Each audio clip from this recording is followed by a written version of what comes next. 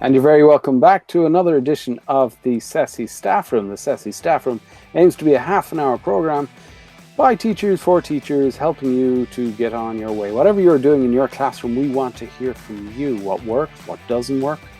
We tend to get all our feedback and our comments from the CESI list, and the CESI list lives on the CESI website. CESI is the Computers and Education Society of Ireland. You get to them by going to www.cesi.ie,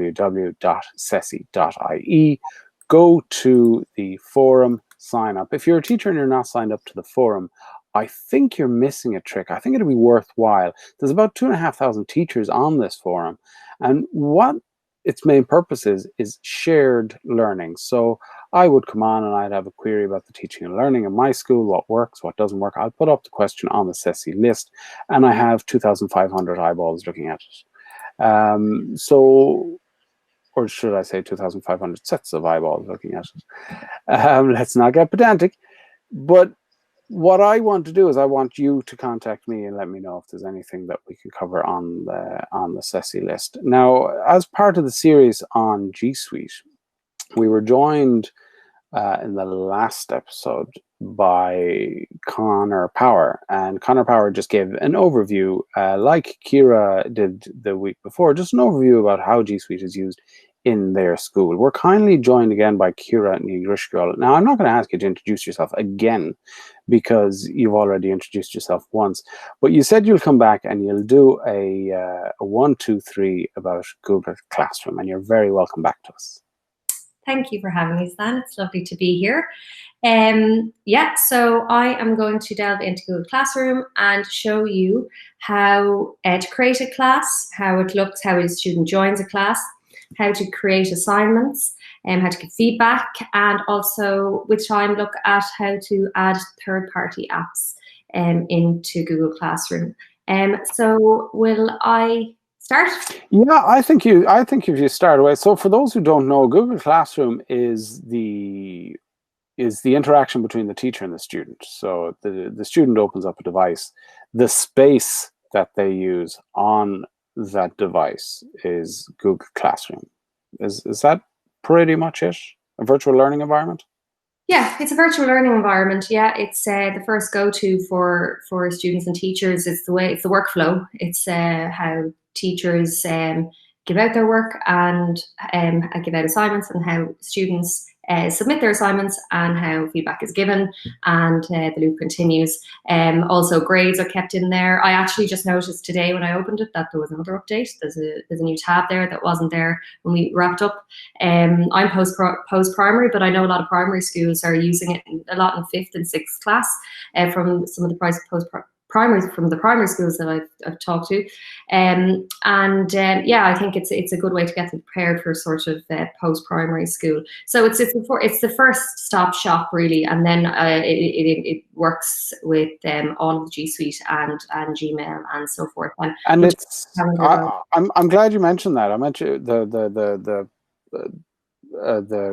post-primary because it's used differently in primary, and hopefully, touch wood, we'll be speaking to Simon Lewis in a couple of episodes and how he uses G Suite and Google Classroom in his school. So that should tie the whole lot up together. So sorry, I interrupted you. No, you're okay. Like, I mean, there's really good examples. PDST have really good videos about how, primary schools and post-primary schools are using Google Classroom. So they're really good ones to check out as well. There's also the Google Training Center is really good for getting how-tos, and as well as that, just if you Google any kind of, you put in Google Classroom, there's amazing videos out there, that'll give you step-by-step kind of 10-minute starters. They're good. I share those with my teachers. And also there's the GEG, the Google group in Ireland. So if you check that website out as well, that has a lot of links and a lot of people who are using Google G Suite, I suppose, just for capacity and education, and they're all those people are very accessible and happy to help and give advice as well. So there is no shortage of support out there. So I suppose what I'm doing today with you that's a little bit different is that there's loads of videos out there, like I said, that are really good. But I suppose we're chatting about it. You're going to interrupt me and say, can you clarify this, that, the other?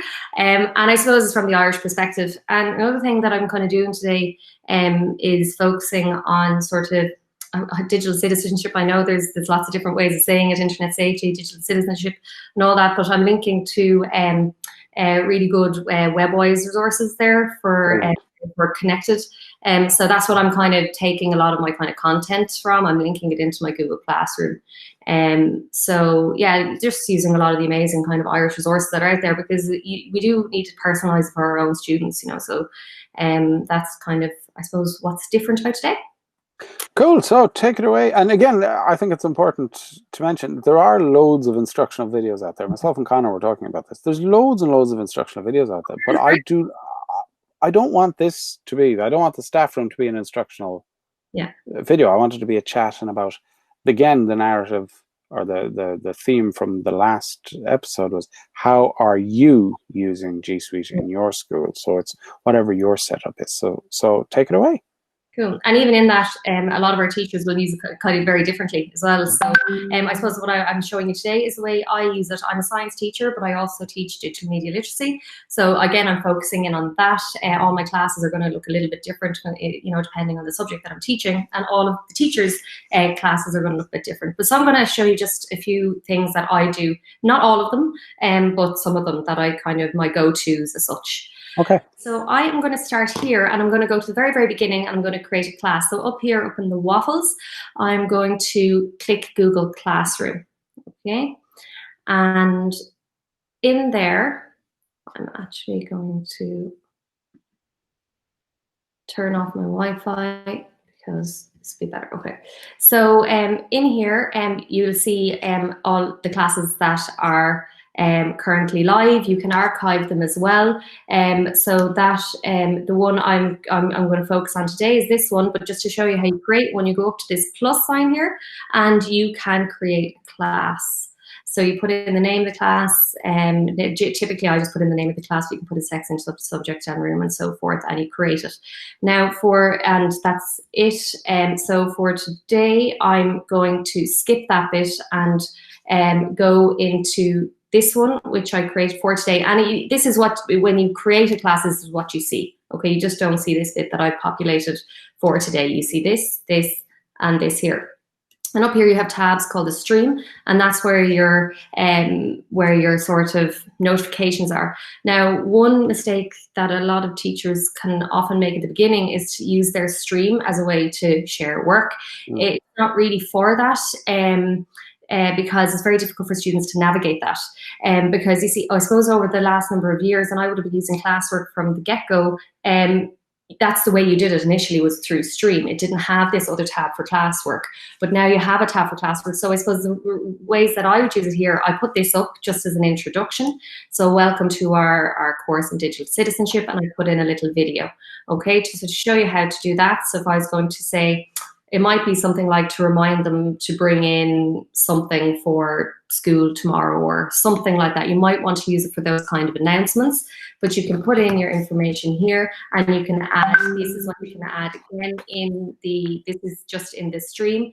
It is not assignments, but you might want to add in a form from your Google Drive, link, file, and YouTube. Now this will all become a lot clearer when I go through creating assignments. But that is your stream. Your classwork here. That's just with regards to the stream, before you jump onto classwork, it's worth mentioning that Google Classroom is the last step before you walk into class. So they're assuming that the content is created already, that you don't go, I'll create. So you've created the content in your docs, and then you're attaching it to your stream. You're not creating it live. Is that right, or? Well, not necessarily. I mean, it depends. It depends. Say, for example, I teach science, so I had all of my content already prepared. As in, I have a lot of Google Slides and so forth in a folder. Now, I also have those notes in the Google Sites. So I had them there. So that would be a case of just attaching them in here. but you could create things on the fly as well, especially if it's a new course. Or like Google Classroom can be used for other things. It can be used for a club. It could be used for lots of different things, for a group, you know. So it can be, it doesn't have to be very formal. It can be an informal thing as well. Does that make sense? Yeah, it makes perfect sense. Yeah, and in fact, Connor Power last episode was telling us each year group has a Google Classroom. Yeah. So that's just one way of doing it. That's something that we don't have, but I think it could be an interesting one going forward. Yeah, that's a great idea. Yeah, so there's lots of different, and it's actually from Google, or from Connor's school, that I got the idea for the Google Classroom that we have for our teachers' professional learning as well. Oh, nice, nice. So there's lots of different uses for it, you know. So in this case now, this is, say, digital citizenship for today's purposes, but let's say it was a digital media literacy. Say I'm starting this course for the first time, I might just make it on the fly, like, you know. So it really just depends, like, you know. Well, for every class group as well, you're going to have a different classroom, because all of the work that they submit and all of their grades are going to be unique to that class group. So say, for example, if I had 2 first-year science classes, I would have 2 individual Google Classrooms for them. Does that make sense? Yeah, of course it does, yeah. Cool, okay. So then in Google Classroom, so I'm going to discard that for now, and we'll come back to the stream again. So this is classwork. So this is where all the magic happens. Okay, this is where all the important work is. And I'm going to come back to that now in a second, because we don't have a classroom unless you have people in it. Okay, so I'm going to show you how you add people, and then we'll come back to classroom. So people are up here, and this is the new little thing that I was quite excited to see, which was marks. Okay, and we'll jump into that in a little while as well. So people here. Now, what I have done here is, for the purpose of today, is I've created some users. Here you can see CESI 1 student, 2 and 3. Now I want to add CESI student number 4 and CESI student number 5. So there's 2 ways in which I can do that. The first thing I can do is I can share a code. If we go back to this stream, you can see here that this is a class code. So what happens typically is, if I go in, say, when we go back to school, please God, all my lovely eager first years are going to be there, and my first class, I'm going to come in, introduce myself, get to know them, and I put this on the board, and they will join my classroom. So I'll show you how they do that from a student perspective. So I'm just going to copy this. I'm now a student. This is a student's screen, but depending on what device they're using. So I'm going to go to classroom. So this is now what the student sees. This is now what the student sees. I'm now CESI number 4, student CESI number 4. You see there? So CESI number 4 student, I'm going to continue there. And I'm going to click, I'm a student. If I was a teacher, I'd click I'm a teacher. So I'm a student. You see there, so student can create one too. But anyway, so join your first class. And I'm going to put in my code. This is where, this is what this student sees. So the student sees I've already populated some bits and pieces, and there's some classwork that's going to change as I work through it. But this is the only thing that the student sees, and people, they can see the people who are in there. So I'm going to click back to my own view, and I'm going to go back into people, and you can see there that CESI 4 student is in. Okay. So cool. Ideally, you would see in the class, they would all just be in, and that's it, done and dusted. They're all okay. Another way to do it is to do it via email. So this time I'm going to go to CESI. Now this is CESI 4, 5.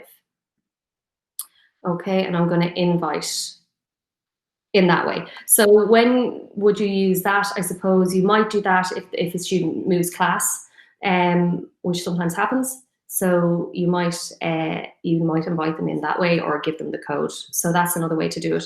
So I am just going to go to this student now, down here, CESI number 5. This is the 5th student now. I'm going to go to their Gmail. And now again, I think it's worth mentioning that this is the student's email address. You, the teacher, won't have to be doing this, but this is just what the student sees. This is the first time I ever did this, was today. And for the purpose of this, I had never done this before. So I wouldn't see this. This is the student's view. I wouldn't have to do this. All I have to do is give them the code or invite them. But this is what the student sees, and the student then is going to join. And continue, and I'm a student. Join. So again, just like CESI number 4, that's what they're going to see. That's student, and they've got that. So what I'm going to do now is I'm actually going to close them down, and I'm going to go back into my own view. Okay. Refresh this because they have joined, and they're in. So what I'm going to do now is I am going to, one other thing before we carry on is if you see invite guardians. So in our school, we have done this for all of our first and second years, which is particularly helpful during COVID, because when you invite a guardian, and this is where you're going to come in, Hassan, you're going to be a guardian. So I'm going to say, let's say CESI number 4, I'm going to put in your email address, and all of this will be deleted straight away afterwards. And you're now the parent of that student. Okay, so this is another thing that we ran into. Again, I suppose COVID kind of forced us, I suppose, to really kind of look at the organization, because this is the only means of communication with the students. So it had to be clear. So you see here all the topics here on the side. I was doing this morning, and now I can see that it's not in the correct order. So I can just pull it up. That's a topic. I'll show you how they're created in a minute. I'd like the pros and cons to go next, and then fake news, password and security. So these are a few topics that I've created. I'm going to show you how you do it. So I'm going to create another topic there. So something that might be typical in internet safety could be well-being online. So I'm going to add that topic. Okay, so now the student doesn't see this because I haven't any assignments in it or any material or anything like that. Okay, but just for my own organization purposes and planning, I know that's a topic coming down, so I can see that. Okay, so that's very interesting. So if you're worried, my fear with creating anything in a collaboration space is you create it, and now everybody can see it, and now they're going to see the fact that you misspelt introduction. Yeah. Even if it's just for 5 minutes, it's the fear is there. So what you're saying is nobody can see it until you populate it. Until you populate it. So the students can't see these yet. Okay. But the minute that I create, like here earlier on today, I went into internet safety and I created these 3 things, which I'll go through. Then the student can see those because I have done that. You can see I've posted it and they're due tomorrow. So they can see that. But actually just one other thing, you mentioned there about collaboration. I never said, well, you can add teachers. So there could be more than one teacher on this, on the class. So that we have found that to be very useful, in particular with SNAs. So you can add in an SNA as a teacher so they can see exactly what's going on for the student that they're working with. Say, for example, if we have a PME or a DIP student, I know that's not the right word now, but teacher, they can come in there as well. So that, you know, that can be good as well. So just to show you here an example of when you're creating something, when you want to create, you can create an assignment, a quiz assignment, question, a material, and you can read, post, or create a topic, which is what I had done. I created a few topics on the side here. Sometimes I think what people have noticed is that you can share, say you have material and notes, you can share notes with students frequently. It doesn't really, it's very quick to share it with them, but either you could use this material. So say, for example, you have all your notes and you just want to share the notes with them and they have it there underneath that topic. So let's say, for example, here, I did that here. I'll just create material. Okay, so let's say I wanted to share notes that I had previously made or whatever. I put in the title there, the description. I can add it from my Google Drive. I could put in a link if there's a link available. I could add a file. I could add a PDF file if I wanted to, or I could add a YouTube clip as material. And then, or you can create one on the. That's kind of like what you were talking about earlier. Yeah. You can create them from there either, if you wanted to, right? But the student doesn't interact with the material. Okay, so it's not an assignment. So you can see here, you can pick a topic, and you post it. So it's sort of a place where you deposit, I suppose, material for them to engage with it. That would be the material. I'll show you what that looks like there now. So I did that here. So you can see here, that's that icon here is the material. So what I did there was I copied and pasted some information that I had there, and I clicked in a video. Okay, now I'm going to show you how I put in that video, which is nice. So the material there. Okay, so test, and I'm going to add in a video. So let's see. I'll just take this video for the purpose of just showing it now. YouTube, or I could just put in internet safety if I wanted to. I could put in internet safety. I could search that way. Okay, so you might want to look at it first before you put it in. So I could put in a video that way, or I could put in a YouTube video by putting in the URL, which I already had.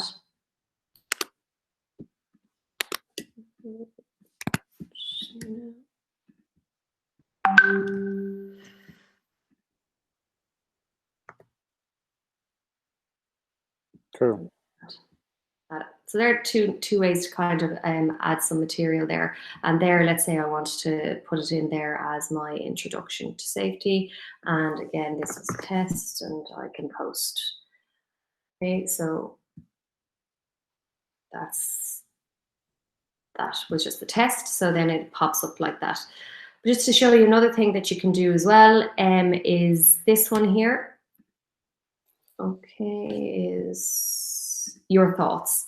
Okay, so what I wanted students to do, so you can see the difference here with this one, is that it's now an assignment, okay, because they have to hand in or it's been assigned. So what I've done here is I said, look at the video below and describe the connection or relevance of the content to your life or life of friends. And the way in which I did that was I chose question here. Okay, so I put in the question there, and I added the video exactly the same way as I did before. Okay, and short answer. So this is handy. You can use this in lots of different ways, right? Because you can put in multiple choice as well. So another way that I use it is sort of like an exit ticket as such. So to ask students, like, you know, how comfortable are you with that topic, or, you know, if you wanted them to engage with a video, or, you know, so it's a really kind of quick way. It's not a Google form, but it's just a really kind of nice, quick way to get students engaged in the material that you're looking at. But here, what you have on the side here is that you can put in marks for it, or you can go, I often do unmarked for most of my work, because I often will just give written feedback. So I don't want to be putting a grade on every single assignment they do, especially for this one when it's just a question. Yeah. Here you put in the due date. I'm going to go into this a little bit more when we do get into assignments properly, but here you put in the due. It works the same for all of them. You can put in your due date, and again, you can select your topic. So which topic you were doing. So it was introduction to internet safety, and students can reply to each other. You can untick that if you want, if you don't want them to do that, or you can leave it on. Students can edit their answer. And here is a nice one here. This is where you would do your differentiation piece. So I use this a lot during COVID, where I had to differentiate and send different work to different students. So you can, okay, give it to specific students, or just give it to all students. Okay. Okay. So I'm going to X out of that and show you what it looks like when you go in. So here, just to edit it to show you how it looks. The question, I asked the question, and then here I put unmarked, due tomorrow, and that's that one. Okay, so that is all I have in there for the minute. But what I wanted to do now is go down to this guy here, this topic, this one here, and start to put in some material or some assignments. Okay. So here I have to go back to classwork. This is the thing. You have to start up here always. I'm going to delete this. So it's pretty easy if you kind of make mistakes to delete. And you know, you do, like, you often will, you might post something and then see your error and come back. It's pretty easy to edit it and delete it if you need to. So here, create, and this time I'm going to put up a bit of material because I want my students to do a bit of research and I'd like them to research the topic. So what I'm doing here is asking students to research some fake news, or what they broadly say is actually false news. Okay. So I'm down here. So I've just got this here. So below are some examples. Let's see. Okay.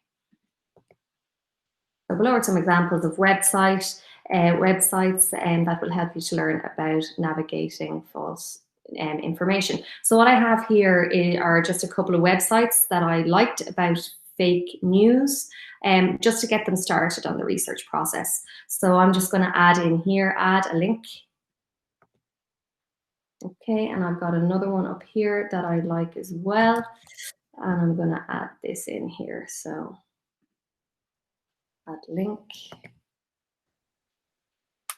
Okay, so and here the topic on the right, I'm going to pick fake news. And I'm going to post it to all students and post. So now the students can see that. So down here in fake news, you can see here that we've got one bit of research. Okay. Cool. Next one, is that all right? So the next one there I am going to do is an assignment. So this is where the majority of your work is with your students, is in the assignment. So the assignment that I'm going to do is I'm going to add a video here. So I'm going to add a YouTube video. And I know it was the connected one I really liked in from Webwise. So I'm going to search for this way. Okay, yeah, that's the video that I like. And because I would like to add that, and I'm going to add one more YouTube video about this one. This is really good. This is a really good TED Talk. So I'm going to add it this way. I'm going to copy it. And I'm going to put it this way through URL. And I'm going to add that. Okay, that's a really good video. And what I'm going to do there is I am going to also add a doc. So what I want the students to do is to look at the videos and answer the questions in the doc.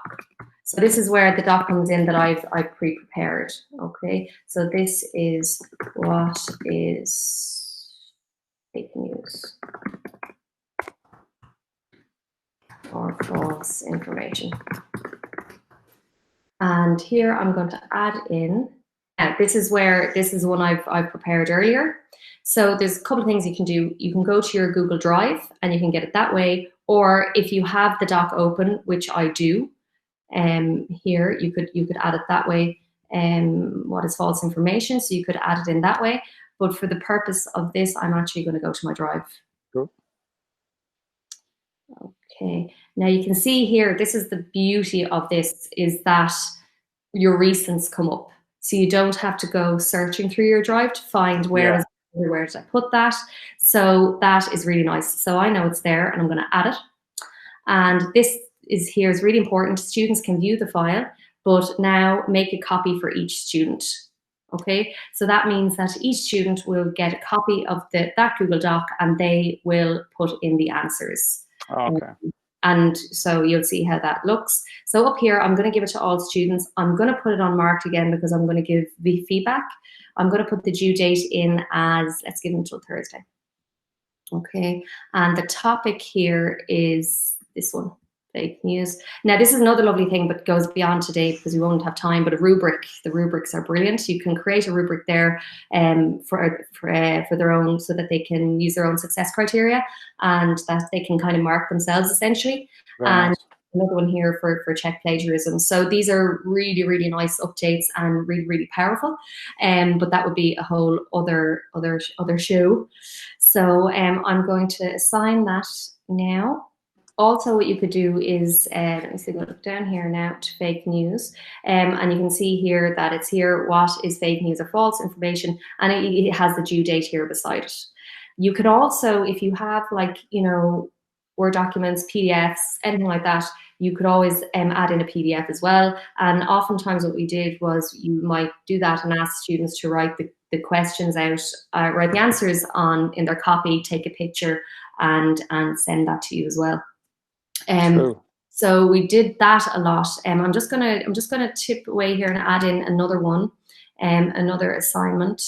Now, what we found actually in relation to that was it was quite slow to open if kids put up a picture. So we would create a doc here. So sometimes you might create a doc and call it, so pick of homework, let's say. So we found this really good. So pick of homework.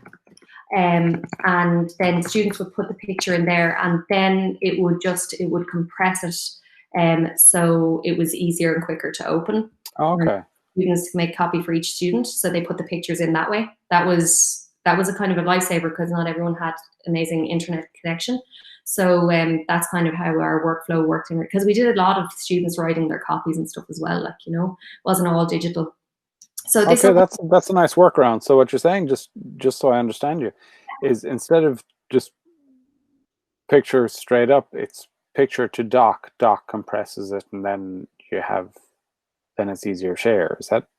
Yeah, it compresses it. Yeah, so like you open we found that especially when, you know, I was doing it on the iPad, that it was just really, really slow to open the image, the full size image. So when you open up the doc, they have all their images in the one doc.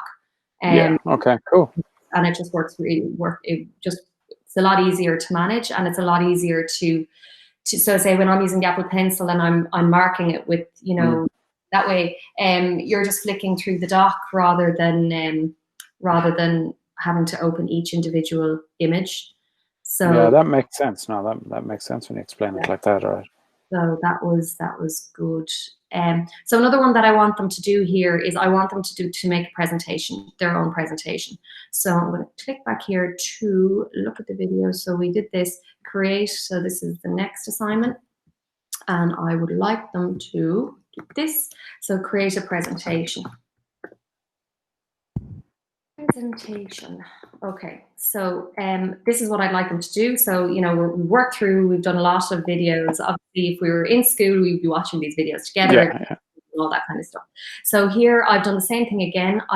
This time I've added a Google slide, and then again, the students can view it, but I'm making a copy for each student so that they can work on that slide and submit it.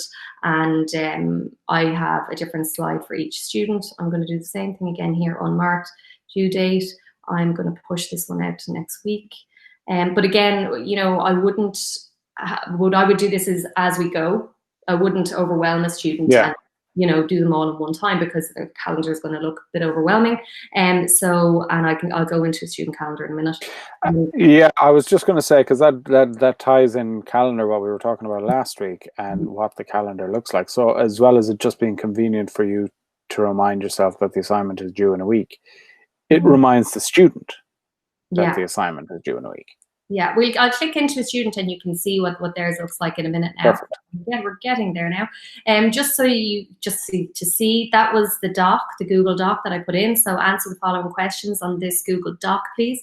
So I want them to answer the questions in there. And then there was, now I actually got that resource from WebWise. So WebWise Connected, it was one of their modules. So I made it into a doc. And I actually got all of those videos as well from it. So I'll put that up in the website up there for that. So that's WebWise Connected. Here, Connected WebWise. And you can see here that this is their. Oh, okay, gotcha. and what is connected. So these are our modules here, right? So this is the one that I'm taking a lot of my info from, module 2. Module 2 information and problems. So which they have here, like key learning for students, learning outcomes. You can put all that up into your materials if you wanted to as well. So this links directly to the digital media literacy course, but it works for well-being as well. And here's the resources needed. So those videos are there for the taking, which was nice. It kind of saved me, you know, there's so much out there, like, so Yeah. really nice. It has methodologies. It's really, really nicely done. And the only thing that I would like, and I'm actually going to make contact with them on, it would be nice to, if the resources, they're all PDFs. Okay, so just to know that they're all PDFs. Okay. So I kind of had to amend it into a Google Doc, but it didn't take, you know, it didn't take me long. It's worked in. Once it's done, it's done. But that's that one. There's one other thing that I would like to show you, which I use all the time, which is a quiz. Okay, so this quiz assignment here. So this is what we used for our, you know, for our exams. A lot of us use them for the exams, the end of year exams. And all of the grades were populated in here. So you can start off here with a blank quiz, but I'm not going to do that because I've made one earlier. Okay, cool. So I'm going to just delete that one, and I'm going to add from my Google Drive a quiz that I had started earlier on, which is this one. Now I'll just show you the quiz before I start there. This is the quiz I started, okay, the fake news quiz. Okay, from here you'll find Google Forms, but there's lots of different ways to access it. I'm going to hop back into the form here, and so I just put in 2 questions here. So the plus sign here, add a question, and your different options are multiple choice, short answer, paragraph, check boxes. These guys here are really good to use if, again, you could do a whole other show on this. It would take it, like, there's a lot in it. I was just going to say, is there that much in Google Forms that it would warrant 15-20 minutes at a different date?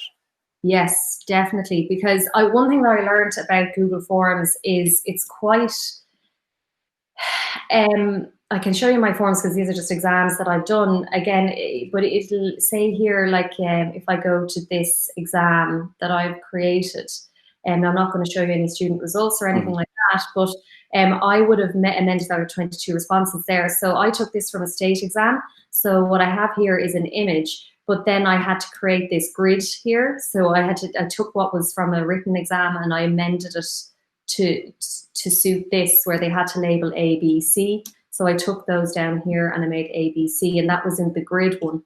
You know, so these are okay. So this is just adding in images, literally taking them from exam papers. Yeah. This is okay, that's multiple choice. But there's a lot in these kind of questions, and then also there's a lot more you can do as well in relation to say putting a video in. A lot of people do that, like, you know, sometimes you're not sure if a student has created, I'm going to go back here to class for a minute. Sometimes you're not sure if a student has looked at a video. So sometimes if you put it into a Google form, you can, and they can, you know, put their summary in that way. Now you could do that equally through Google Classroom by posing that question there, but some people use Google Forms for that, to put the video in, and then they put in their little summary there, so you know they've watched it.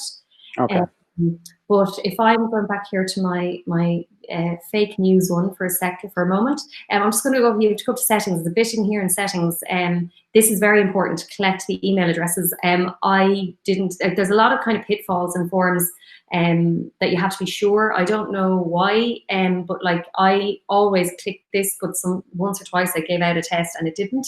So I had to check and double check. But sometimes that can be, you have to be careful up here. You know, you have your school email. You might have one. You might have, and if you're not using the same one all the time, I think that can lead to issues. So there, and then you've got here limit to 1 response if it's an exam. Respondents you don't want them to edit it, see the summary, no. Presentation, that's just if you want to shuffle or show the progress bar, shuffle the questions, and at the end, well done kind of thing. You put that, and then your quiz. Okay, so you want to make this a quiz. Okay, so you have to click that.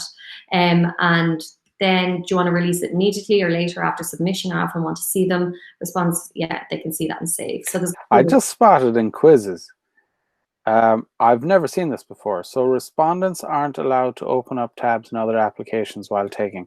That's if they're using a Chromebook. Is that right? And a managed Chromebook at that. It's a good option.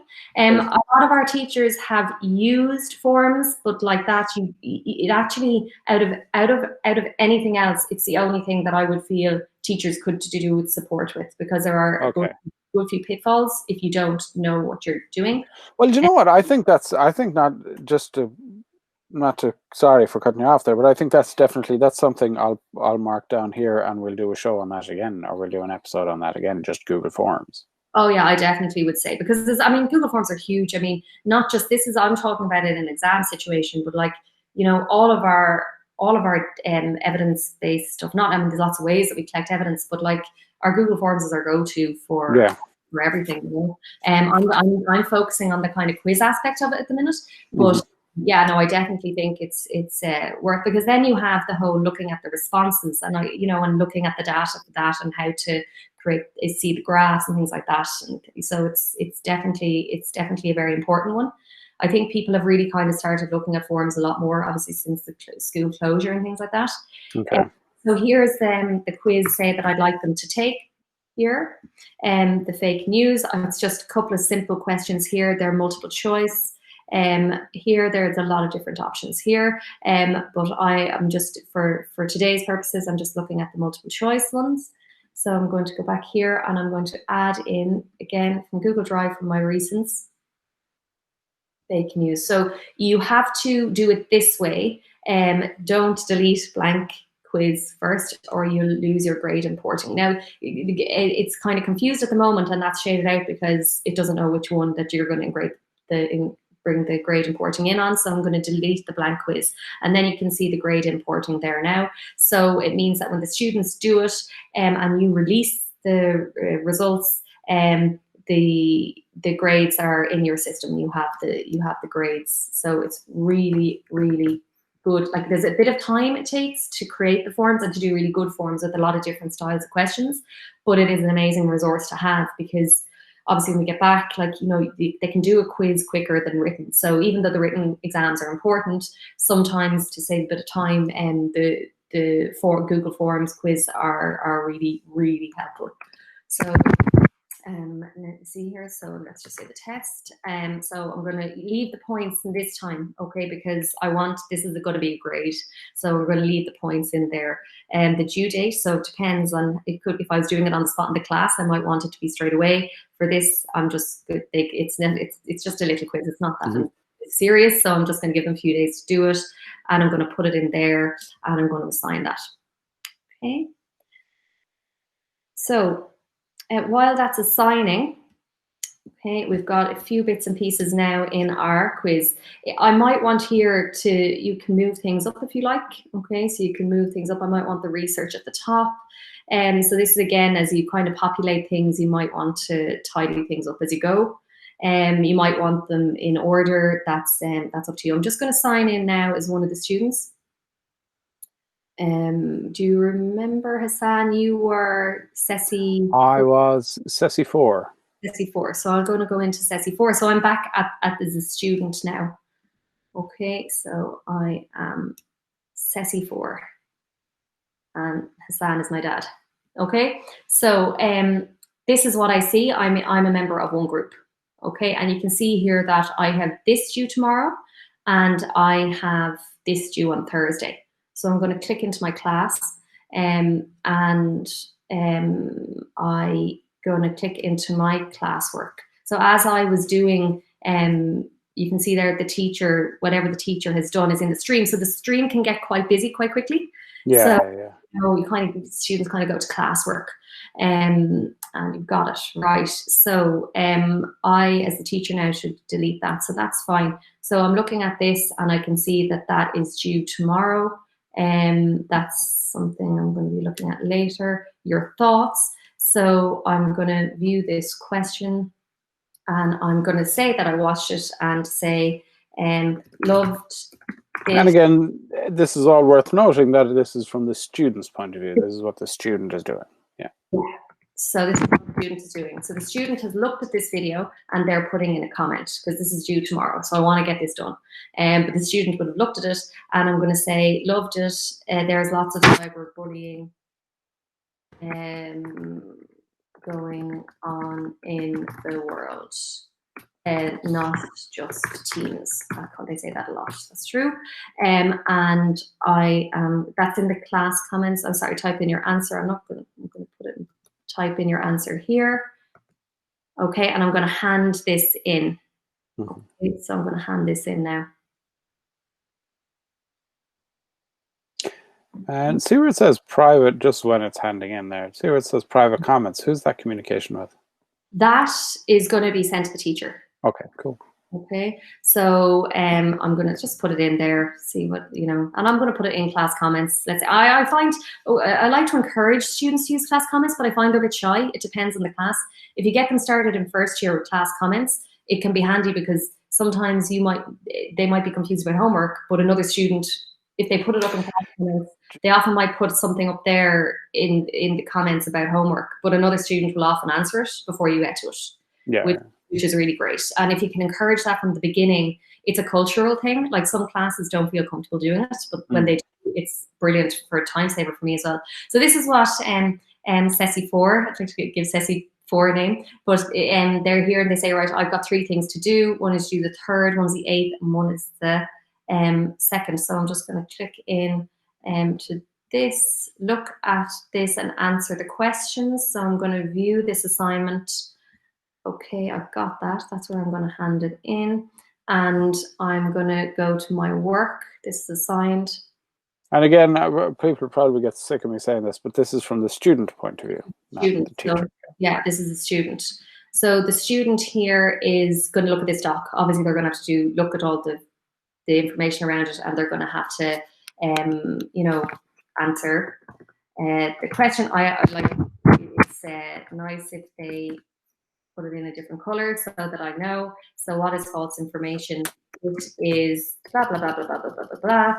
And what I've asked them to do as well is to just, you know, if they use any information or use a site, to add that link in there as well. So I put that in the description. And so let's say here, they feel they're finished. Okay, or they might say, I did a cool little presentation with that, so I'm going to add that in there. You could add or create. Otherwise, let's say they're finished. Now, what you will have is the very, very few, not many, but you will have a couple of students who will hand in a blank doc. You will, you know, you have to deal with those as they come in. So this is CESI 4's very good students, and they always do all of their work. And they've got that in, so that's now grayed out. So you can see the ones that are grayed out. These are the outstanding things that they need to do. And so we'll leave those ones. In the presentation, you see as well, the presentation opens up, and they can just populate the doc, and then they can submit it. So I'm going to say this again.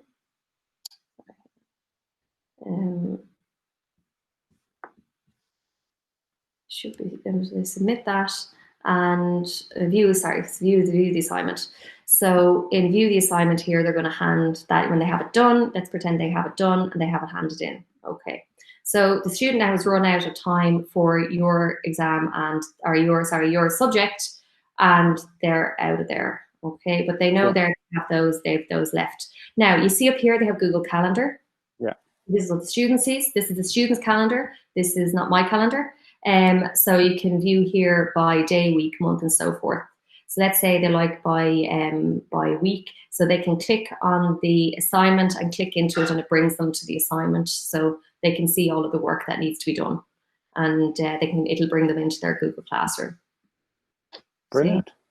So that's where all of their assignments are. So this is only like, you know, as if this student only has my class, but they might have 8 other classes, so they could have a lot of stuff going on, but that the classes will have different colors. They'll be color coded. So what's in here at the moment is this student's personal one. They've got birthdays, reminders, tasks. This is their class. So if they have other classes, they'll be populated down here with different colors, and that's how it is there with the calendar. Does that make sense? Is that okay? Yeah, that makes perfect sense. And again, it's a nice tie-in to calendar.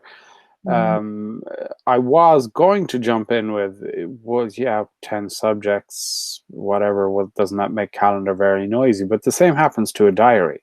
Yeah, it's So the same. Yeah. yeah, you open up your diary, you're going to have messages or information from each subject you've gone into.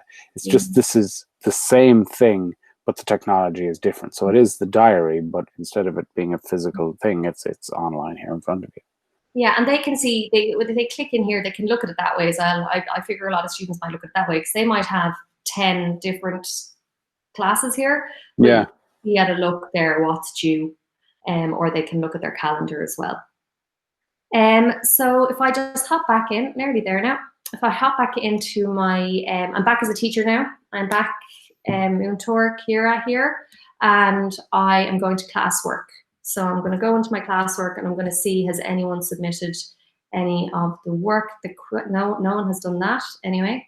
Yeah, okay, so this kid has submitted the presentation. So I can see that one person has handed in the presentation. So what I can do is I'm going to view the assignment and it comes up like that and I can see who has it. So this person has handed it in and these guys haven't handed it in. And it's not due till tomorrow, so that's fine. So if I just want to click in and have a look and see what they've done, so I can open it there. So I'm flicking through what they have done, and I can see that nothing's been done actually, but let's just imagine they have. So great work, and give some informative feedback there, and maybe try.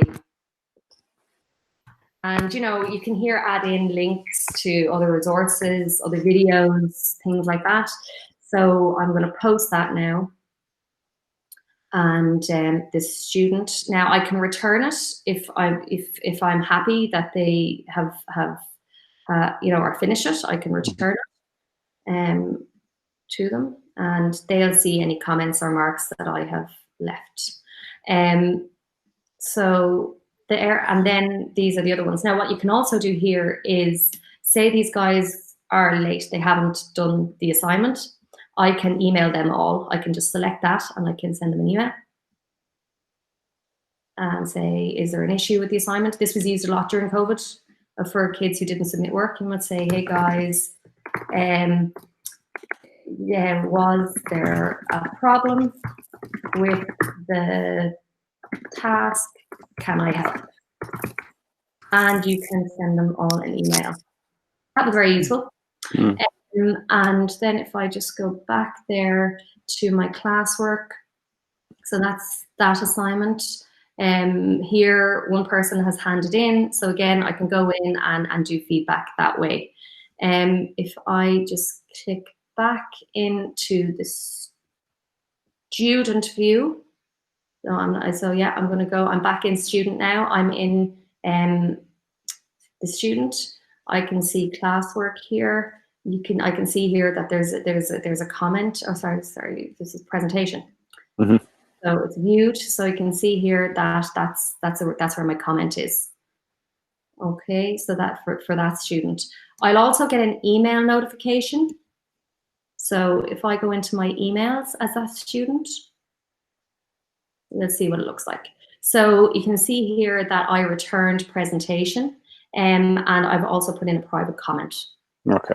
So that's where the student can, you know, they can go in and check, or that's where they'll get a notification.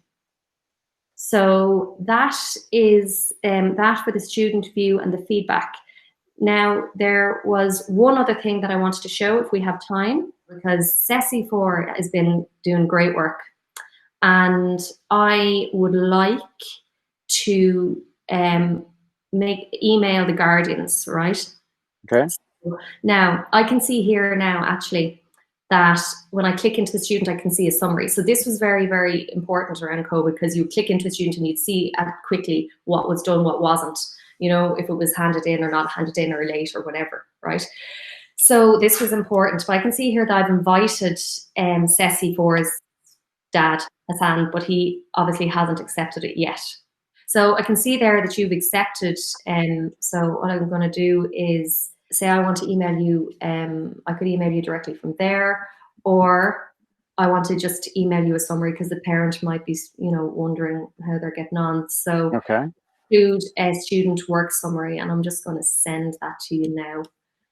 It might be worth mentioning, I don't know if many people do this, but I have my inbox divided into primary, social, promotions, updates, and forums. So most of my updates come in here. So updates from teachers, there would come into updates, but also update notifications would come in here. So I'd imagine that would funnel an awful lot of classroom notifications under this particular. I'm going to refresh my screen and magic. There it is there. So I'm going to click on CESI for his progress. How is CESI getting on? How is CESI getting on? And I can see that quiz done. He was assigned a quiz, not handed in yet. Presentation done. Yeah. Cool. Handed in or signed. So it just gives you an overview of where they are. It doesn't tell you it doesn't give you the feedback. Just lets you know kind of where they are, you know, in relation to keeping on top of the work. But will I show my screen and just show you how I did that? Because a lot of please. Up here, you could email the student and the guardian, and the student. So in this case, I just emailed you, and I included a student work summary, and I could put in hi, you know, and that's how I'd send that to you. Brilliant. So, yeah. So you want to talk to us about Quizizz as well? Will you give us a quick run through about what that is? Well, I'll just show Quizizz anyway. Quizizz it's Quizizz, and look, teachers love it, and it has memes and things like that, and there's a lot of ones that are already pre-prepared and done there, or you can make your own. But what I wanted to focus on was not Quizizz so much, but how it integrates Google Classroom. It's not the only app that does this. Quizlet does it, Khan Academy, there's lots of apps that integrate really well with Google Classroom. So just to show you quickly here, on the side here, I have my classes. So you can find a quiz, but I'm going to go down to my classes here. And just to show you here, if you click Update Google Classes, it'll populate all of your classes, okay? So you can save them there. And they're all my classes, and you can see them there on the side. So the one for today was this guy here. Now you can see here that only one of the students has accepted. So you will have to, they have to accept an invitation. So I had that up in Google Classroom. So once they accept the invitation, they're in. But just to show you quickly there, if we find a quiz, so I'm just saying internet safety. So that was the kind of only difficulty with COVID, was that, you know, students had to accept your invite, and if they didn't, they weren't in the class. So it's easier when you're in the class. But you just go in, say, I found an internet safety one that I like, assign homework. It puts it in here when you want the quiz done by. I'm going to select the class that I wanted to connect with, which is that. Next, and then I'm going to assign the game, and that all populates in Google Classroom for you. So that's excellent. So that's, yeah, okay. So really you've answered a question that I haven't asked, but I have been asked. And it was more of a statement that we have enough to be doing without, now you want us to create more stuff for our Google Classroom. But what you're saying is is that a plugin, Quizizz? No, it's a separate, you just sign up for Quizizz and log in. Cool. No, it's not an extension or anything like that. I have other extensions for other things, but no, it's not. Khan Academy is really good as well. It's just great because there's just so many great resources already made, and the student goes off and does it, and you come back the next day and there's grades there, and it's just great other bit of evidence of their learning. And it gives you really in Quizizz, again, it is another thing to look at, but it gives you a lot of information about how many times they tried it, did they complete it, and there's a lot of kind of cool information in there about how they're engaging with material. So I just kind of wanted to bring that one up because I was particularly impressed with Quizizz. Do you know what? I think we did that an injustice by giving it only a few minutes at the end. I think that's I think teachers will find that really useful. So I'm going to leave it out there. So if you want to know more about Quizizz, will you let us know?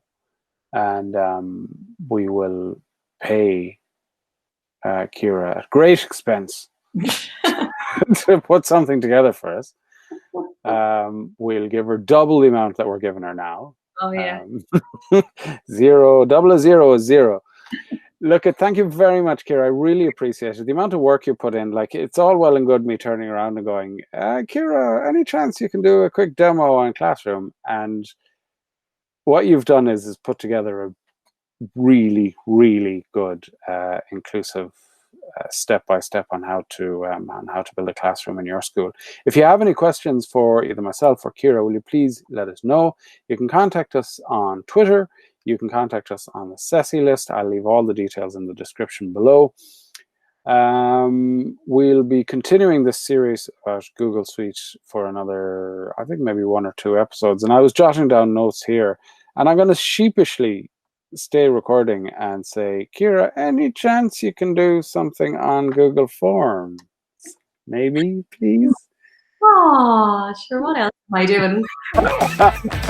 Yeah, I love it. Look, if you get a chance, that's great. If not, it's absolutely no problem at all. You've gone above and beyond for the CESI list and for the staff room. Thank you very much, and we will talk to you soon. Thank you. Take care. Bye. Bye.